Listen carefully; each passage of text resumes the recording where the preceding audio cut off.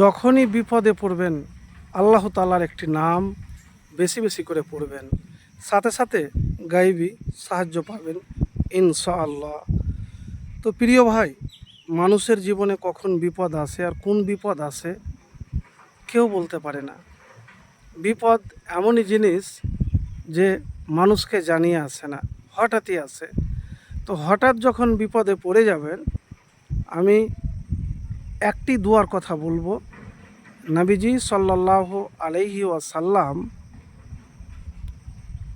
এই দুয়াটি আলী রাজিয়াল্লাহু তাআলা আনহুকে শিখিয়ে দিয়েছেন। তো আপনি ওই দুয়াটি যদি পাঠ করেন বিপদের সময়, হতে পারে আপনার বিপদ জীবন থেকে দূর হয়ে যাবে। তো প্রিয় ভাই, বিপদ যখন আপনার জীবনে আসবে, একসাথে আল্লাহর এই দুইটি নাম বেশি করে পড়বেন। ইয়া হাইয়ু ইয়া কাইয়্যিমু, ইয়া হাইয়ু ইয়া কাইয়্যিমু। এবারকার বলবেন যে কতবার পড়ব? যতক্ষণ পর্যন্ত আপনার বিপদ না কাটবে ততক্ষণ পর্যন্ত আপনি পড়া বাদ দিবেন না। বিপদ বা কষ্টের সময়তে আল্লাহ তাআলার সাহায্য চেয়ে আপনি দোয়া করবেন, এবং কোন দোয়া পাঠ করবেন সে দোয়াটিও আমি আপনাদেরকে বলবো। তো প্রিয় ভাই, অবশ্যই আপনি এই দোয়া পড়তে মিস করবেন না। কোন দোয়া? যে দোয়া প্রথমেই বলেছি আপনাদেরকে আলী রাজিয়াল্লাহু তাআলা আনহুকে শিখিয়ে দিয়েছেন। তো এই দোয়া নবীজি সাল্লাল্লাহু আলাইহি ওয়াসাল্লাম বলেছেন।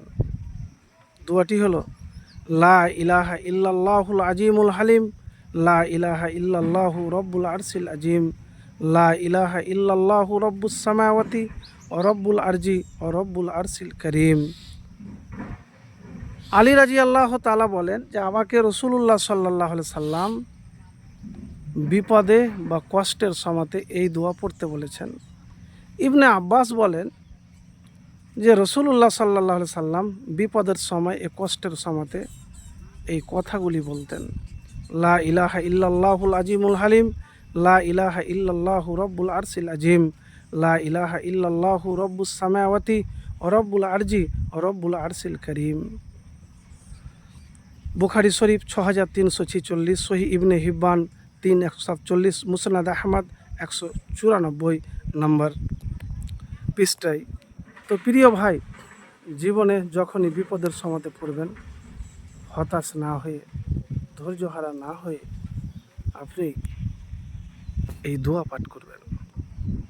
আর যে আল্লাহর নামটি বলেছি আপনাকে, ইয়া হাইয়ু ইয়া কাইয়্যিমু, অবশ্যই পাঠ করবেন। আর বেশি বেশি করে দোয়া করবেন, ইস্তেগফার করবেন। হয়তো আপনার পাপের কারণেও হতে পারে বিপদ, বা হয়তো আপনাকে আল্লাহ রাব্বুল আলামিন পরীক্ষা করছেন, এটাও হতে পারে। তো তার জন্য আপনি ইস্তেগফার পাঠ করবেন বেশি। জীবনে বিপদের সময়তে হতাশ নিরাশ হবেন না, দোষারোপ কাউকে করবেন না। অনেকই মানুষ আছে যে দোষারোপ করে, তো দোষারোপ করবেন না ভাই কাউকে। দেখবেন হতে পারে সেই দিনই আপনার বিপদ কেটে যাবে, দূর হয়ে যাবে। তো আমল করতে গেলে আপনাকে পবিত্র হতে হবে সব দিক থেকে, এটা কিন্তু মাথায় রাখবেন। আর দুরূদ শরীফ অবশ্যই পড়বেন।